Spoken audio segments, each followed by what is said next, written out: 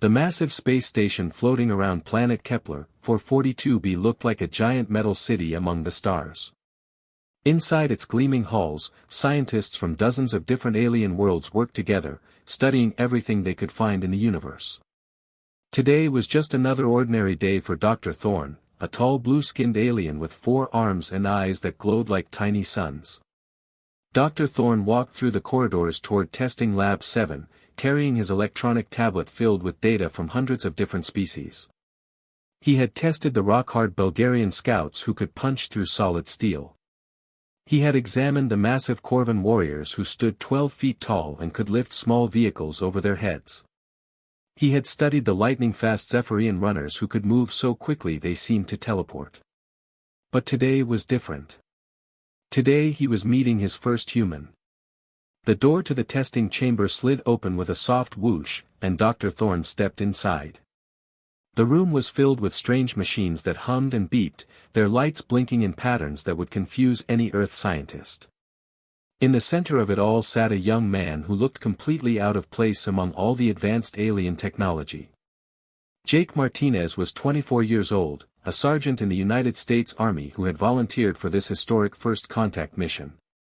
He sat in what looked like a dentist's chair crossed with a spaceship, with wires and sensors attached to various parts of his body. To Dr. Thorne's alien eyes, Jake looked incredibly ordinary. He was about 6 feet tall, with brown hair and a friendly face that showed no fear despite being surrounded by creatures from other worlds. "Good morning, Sergeant Martinez," Dr. Thorne said through his universal translator device. His voice came out sounding perfectly normal in English, even though he was actually speaking in clicks and whistles. "I hope you are comfortable. We will begin with some basic measurements today." Jake nodded and gave a thumbs up. "Ready when you are, document. This is pretty wild, being in space and all." Dr. Thorne's assistant, a small green alien with tentacles instead of arms, worked at a nearby control panel. The machines around Jake began to glow and make soft scanning sounds. Numbers and charts appeared on screens throughout the room, showing detailed information about Jake's body that no Earth doctor could ever dream of seeing. "Bone density reading complete," the assistant announced. "Results show standard calcium phosphate structure. Density measures 1.85 grams per cubic centimeter. This places the subject in the middle range of galactic species averages." Dr. Thorne made notes on his tablet, his 4 hands moving quickly across the surface. This was already surprising. Most warrior species had bone density readings much higher than this. The Corvan warriors measured over 3.2 grams per cubic centimeter. Even the peaceful trader species usually scored higher than humans. The tests continued for another hour. Jake's muscles were examined with invisible energy beams that could count individual muscle fibers. His reflexes were tested with lights that flashed faster than human eyes could normally see. His cardiovascular system was mapped in 3 dimensions, showing every blood vessel in his body. Every single test result came back the same way, completely average. Not weak, but certainly not strong. Not slow, but definitely not fast. Jake's body seemed to be designed for the middle ground, capable of doing many things reasonably well but not excelling at any particular physical trait. "Grip strength test," announced the assistant. Jake squeezed a metal device as hard as he could. The reading showed 180 pounds of pressure. Dr. Thorne had seen Bulgarian scouts reach over 800 pounds. Flexibility assessment. Jake bent and stretched in various directions. His range of motion was good for a human, but nothing compared to the rubber-like Nexari people who could twist their bodies into impossible shapes. Endurance evaluation. Jake jogged on a treadmill for 30 minutes while machines monitored his heart rate and breathing. He did well, but the marathon-running Veltari people could maintain the same pace for days without stopping. After each test, Dr. Thorne found himself more puzzled. In his 3 decades of studying alien species, he had never encountered a people so thoroughly ordinary. Every species had some special ability, some evolutionary advantage that made them unique. The humans seemed to have none. "Fascinating," Dr. Thorne murmured to himself, reviewing all the data on his screen. Humans appear to be remarkably unremarkable. After 3 hours of basic testing, Dr. Thorne was ready to move on to the final phase of the examination. This was always the most important part, the stress test that would show exactly how much punishment Jake's human body could handle before it gave up. The alien scientist had performed this same test on over 200 different species, and it had always gone perfectly according to plan. "All right, Sergeant Martinez," Dr. Thorne said, his 4 blue hands dancing across the control panel. "We are going to move you into our gravity manipulation chamber. This is completely safe. We will slowly increase the gravitational pull around your body to see how you respond to different levels of pressure." Jake was moved from his comfortable chair into what looked like a glass booth the size of a phone booth. The walls were made of some kind of crystal that sparkled with its own inner light. Strange devices lined the floor and ceiling, covered in buttons and screens that showed numbers Jake couldn't understand. He stood in the center, still connected to dozens of monitoring wires that tracked his vital signs. "Think of it like being in an elevator that goes down really fast," Dr. Thorne explained through the intercom.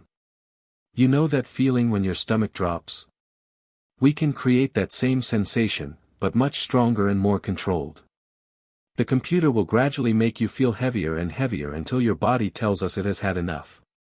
This gravity chamber was one of the most advanced pieces of technology in the entire research station. It had been built by the greatest scientists from 12 different worlds, and it had cost more money than most planets earned in a year. The device could simulate the gravity of any known planet, from tiny asteroids where you could jump 50 feet in the air, to massive worlds where the gravity was so strong that even thinking felt difficult. Jake gave a thumbs up through the glass. "Sounds good, document. I've been through plenty of tough training back on Earth. Let's see what this baby can do." Dr. Thorne began the sequence, and immediately Jake felt his body getting heavier. It started gentle, like carrying a backpack full of books. Then it increased to feel like he was wearing a heavy winter coat. The numbers on Dr. Thorne's screen showed they were now simulating twice Earth's normal gravity. Jake shifted his weight but remained standing comfortably. "Excellent response," Dr. Thorne noted. "Increasing to level 3. Now Jake felt like he was carrying another person on his shoulders, but he stayed upright and even managed to wave at Dr. Thorne. This was actually better than many species performed. Some of the more delicate alien races could barely handle twice their home planet's gravity. Everything was going perfectly until minute 4 of the test. A sound like breaking glass filled the air, followed immediately by a sharp electronic scream that hurt everyone's ears. Red lights began flashing throughout the entire laboratory as sparks shot out from the main control console like a deadly fireworks display. Dr. Thorne jumped back from his controls as smoke poured out of the machines. "What is happening?" his assistant shouted over the growing noise. Dr. Thorne's glowing eyes went wide with terror as he read the emergency displays. "Containment breach. The gravity generator is overloading. The safety systems are not responding." This was every scientist's worst nightmare. The gravity manipulation chamber was designed with 17 different safety systems to prevent exactly this kind of accident. But somehow, every single backup system was failing at the same time. The gravity field inside Jake's chamber was no longer under anyone's control. The artificial gravity began spiking wildly, jumping from normal Earth gravity to crushing force to zero gravity and back again in a matter of seconds. Jake was thrown against the ceiling of the chamber, then slammed down to the floor, then lifted up again as the gravitational field went completely insane. Throughout the laboratory, equipment began falling over as the out-of-control gravity field spread beyond the chamber. Computer screens cracked and sparked as they were pulled from their mounting brackets. Dr. Thorne tried desperately to reach the emergency manual shutdown switch, but the increasing gravitational pull was now so strong that he couldn't move his arms. "I cannot reach the manual shutdown." Dr. Thorne called out as he was pinned against the wall by a force that felt like being crushed by an invisible mountain. A heavy metal cabinet had fallen over and trapped his leg, and he could feel the bones beginning to crack under the pressure. Other scientists throughout the laboratory were evacuating, running for the exit as the station's metal hull began to groan and bend under stresses it was never designed to handle. Emergency alarms screamed from every speaker in the building, warning everyone that the gravity anomaly was growing stronger and could tear the entire space station apart. At the center of this chaos, Jake should have been crushed into paste by forces that were now measuring off the scale of the instruments. Any organic being caught in gravitational forces this strong should have been killed instantly, their bones turned to powder and their body reduced to liquid. But somehow, Jake was still standing. Still moving. Still conscious. "Hold on!" Jake shouted over the screaming alarms, his voice clear and strong despite being at the center of a gravitational storm that was destroying everything around him. What happened next would be talked about in alien universities for the next 1,000 years.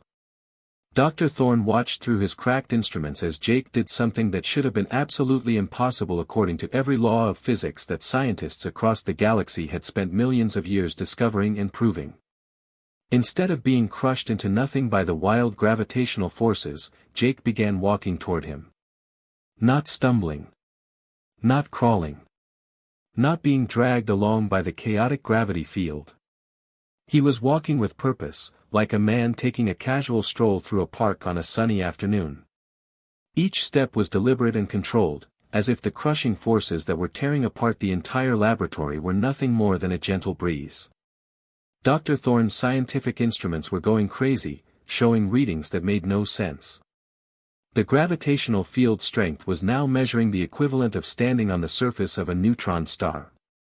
These were forces so powerful that they could crush diamonds into dust, turn steel beams into liquid metal, and compress entire mountains down to the size of marbles. But Jake was not just surviving these impossible forces. He was moving against them like they weren't even there. "This cannot be happening," Dr. Thorne whispered, his voice barely audible over the screaming alarms. His alien mind struggled to process what his eyes were seeing. In all his years of studying different species from across the galaxy, he had never witnessed anything that violated the fundamental laws of physics so completely. As Jake moved closer, Dr. Thorne noticed something even more incredible. The human wasn't just walking normally. His movements were actually becoming smoother and more powerful with each step. It was as if the extreme danger and crushing gravitational forces were somehow making him stronger instead of weaker. Jake's muscles, which had tested as completely average just minutes before, now moved with the fluid grace of a professional athlete. His reflexes, which had been good but not exceptional during the earlier tests, were now faster than Dr. Thorne's alien eyes could follow. Something deep inside Jake's human biology was awakening, something that had been sleeping until this moment of extreme crisis. When Jake reached the spot where Dr. Thorne was trapped, he looked down at the massive titanium support beam that had fallen across the alien scientist's leg. This wasn't some lightweight piece of equipment. The beam was solid titanium alloy, 8 feet long and thick as a telephone pole. It weighed over 800 pounds and would normally require a mechanical crane or at least 4 strong workers to move. Jake reached down with one hand and grabbed the beam. Dr. Thorne watched in stunned silence as Jake simply lifted the massive chunk of metal and tossed it aside like it was made of cardboard. The beam sailed through the air and crashed into the far wall with a sound like thunder, leaving a deep dent in the reinforced metal plating. "How are you doing this?"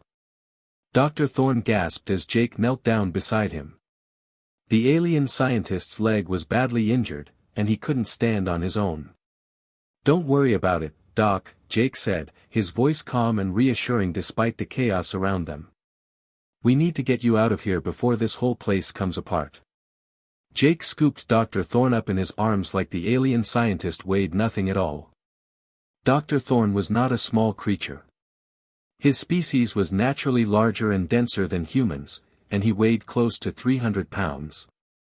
But Jake lifted him as easily as a parent picking up a small child. As they moved toward the exit, Dr. Thorne continued to watch his portable instruments in disbelief. "This is impossible," he kept repeating. "These gravitational forces should liquefy organic matter. They should turn your bones to powder and your blood to steam. How are you even conscious, let alone moving?" Jake didn't answer. He was focused on getting them both to safety, moving with smooth, powerful strides that carried them quickly across the destroyed laboratory. When they reached the exit, they found that the blast door had automatically sealed itself due to the emergency. This door was designed to contain explosions and radiation leaks. It was made of foot-thick reinforced steel and normally required powerful hydraulic systems to open. Jake set Dr. Thorne down gently against the wall and walked up to the massive door. Without hesitation, he drew back his foot and kicked it with all his strength. The reinforced blast door, which weighed over 2 tons and was designed to withstand nuclear explosions, flew off its hinges and crashed into the corridor beyond with a sound like a building collapsing. As soon as they stepped through the doorway and into the corridor beyond, something amazing happened. The chaotic gravitational field behind them suddenly stabilized and returned to normal. The screaming alarms fell silent. The emergency lights stopped flashing. It was as if Jake's presence had somehow calmed the wild forces that had been tearing the station apart. Dr. Thorne looked back at his destroyed laboratory, then up at Jake, who was breathing normally and showed no signs of fatigue despite having just performed what should have been physically impossible feats of strength. "What are you?" Dr. Thorne whispered in wonder and fear. Jake just shrugged and helped the injured alien scientist to his feet. "Just a guy from Earth, document. Just a regular guy from Earth." 2 hours after the incident, Dr. Thorne sat in the medical bay surrounded by towers of computer screens and data readouts, his 4 blue hands shaking as he tried to make sense of what had happened. The medical bay was the most advanced healing facility in this part of the galaxy, filled with machines that could repair almost any injury and analyze biological data down to the molecular level. But right now, all of that incredible technology was telling him something that his scientific mind refused to accept. The quantum sensors that had been monitoring Jake during the accident had recorded every single detail of what his body had done. These weren't simple medical scanners like the ones used in Earth hospitals. These were devices that could track the movement of individual atoms inside living tissue, measure the electrical activity of single brain cells, and calculate the exact amount of force generated by each muscle fiber. And the data they had collected was impossible. "Dr. Thorne," said his assistant, a small purple alien who had been working with him for over 15 years. The assistant's voice was filled with the kind of awe usually reserved for witnessing the birth of a new star. "I have run the calculations 17 times using 3 different computer systems. The results are always the same." Dr. Thorne looked up from his screens, his glowing eyes wide with disbelief. "Show me again." The assistant activated a 3-dimensional hologram that appeared in the center of the room, showing a perfect recreation of Jake's body during the few minutes when he had rescued Dr. Thorne from the gravity chamber. The hologram was so detailed that you could see individual muscle fibers contracting and expanding, blood cells racing through tiny vessels, and electrical impulses flashing along nerve pathways like lightning. "Look at this," the assistant said, pointing to Jake's arm muscles. During normal testing, his muscle fibers were generating standard contractile force. But during the rescue, look what happened. The hologram zoomed in on Jake's bicep, showing the muscle tissue at a microscopic level. What Dr. Thorne saw made his scientific worldview crumble like a house made of cards. His muscle fibers were operating at 300% normal efficiency, the assistant continued. Not just working harder, but actually becoming stronger at the cellular level. Each individual muscle cell was producing 3 times more force than should be physically possible. Dr. Thorne stared at the data, his mind racing. In 30 years of studying alien biology, he had never seen anything like this. Some species were naturally stronger than others, but no species could change their fundamental muscle efficiency in real time. It was like watching someone's bones spontaneously turn into steel or their blood transform into rocket fuel. "And that's not even the most incredible part," the assistant said, switching to a display of Jake's skeleton. His bone density increased by 400% during the incident. His bones became harder than most metal alloys. And look at this neural activity reading. The hologram now showed Jake's brain, with billions of tiny lights representing electrical activity between brain cells. During the rescue, those lights had turned into a blazing network that looked like a miniature version of the Milky Way galaxy. His brain activity spiked so high that it broke our measurement equipment, the assistant reported. We have no idea what the upper limit actually was because our most sensitive instruments couldn't keep up. Across the medical bay, Jake sat on a simple chair, looking perfectly normal and relaxed. He had been given a clean shirt to replace his torn testing uniform, and he was casually reading a magazine about alien sports that someone had translated into English for him. There were no signs of exhaustion, no indication that he had just performed feats of strength that violated the laws of physics. Dr. Thorne walked over to Jake, carrying his data tablet.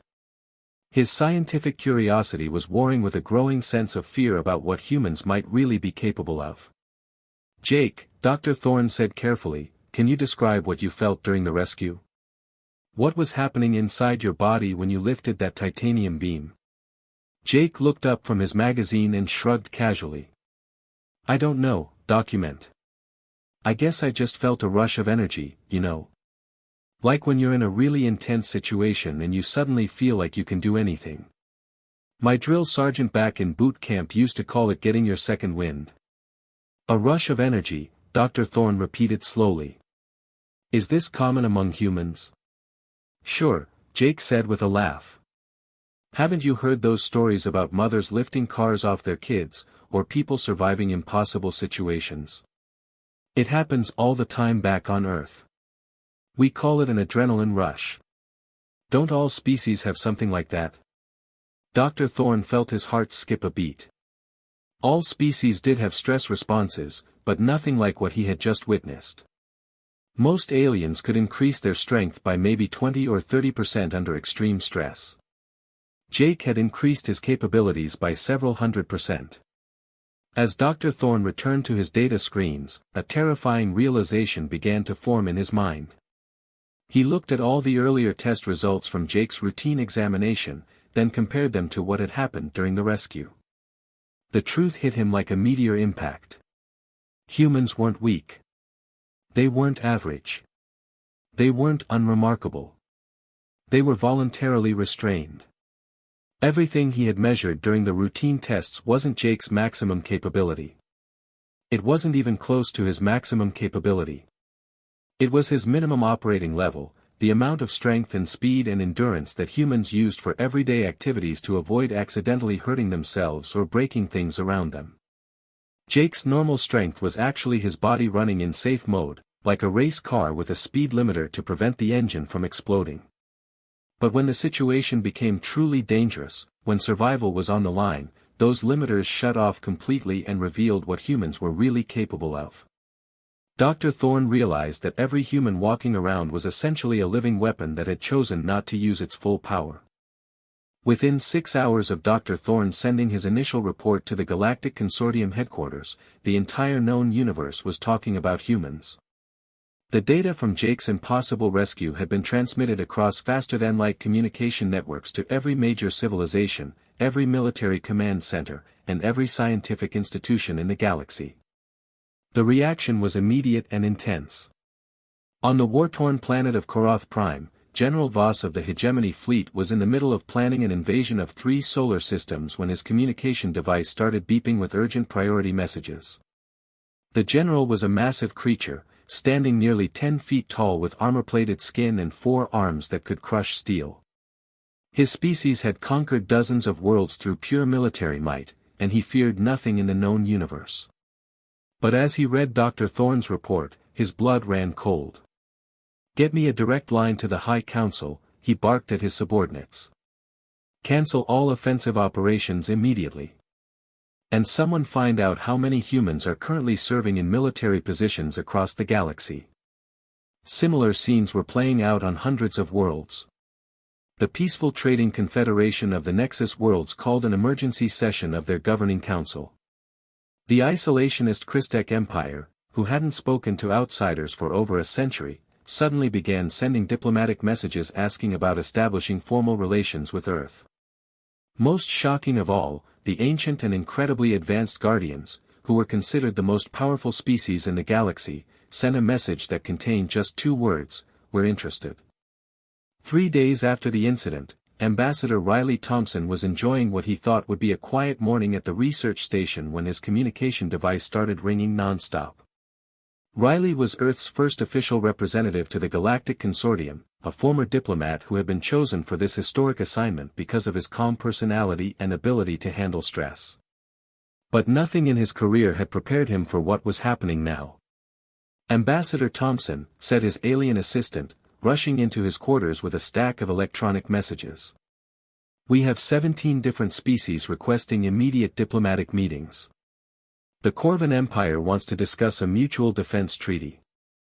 The Bulgarian scouts are offering to share their advanced weapon technology with Earth.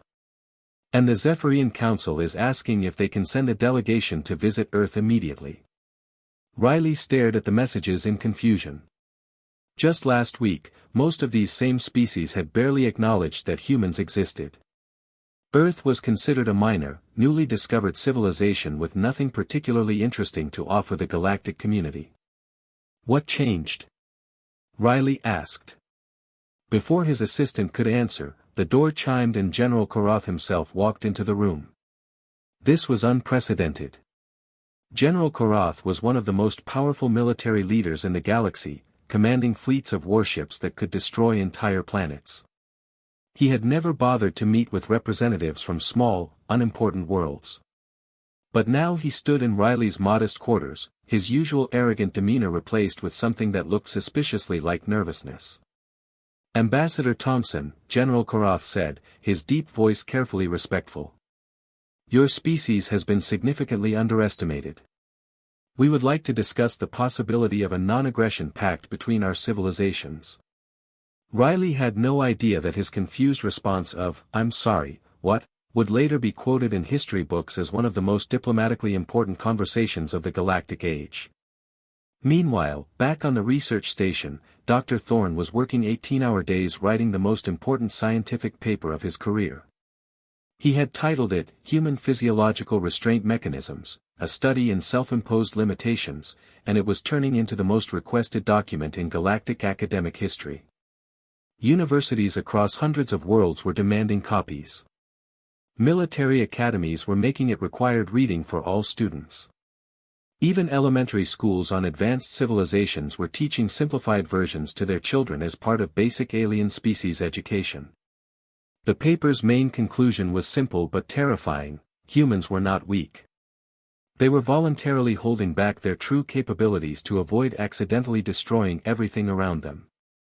When truly threatened, they could access physical abilities that violated known laws of physics. Dr. Thorne included detailed calculations showing that if the average human stopped restraining themselves, they would be capable of lifting objects weighing several tons, running at speeds approaching those of racing vehicles, and surviving environmental conditions that would kill most other known species. But perhaps the most frightening part of the paper was Dr. Thorne's estimate of human population. Earth was home to over 8 billion humans.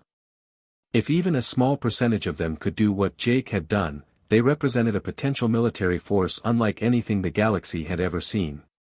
6 months later, Jake Martinez returned to his base in Colorado, completely unaware that his few minutes of heroism had changed the course of galactic history.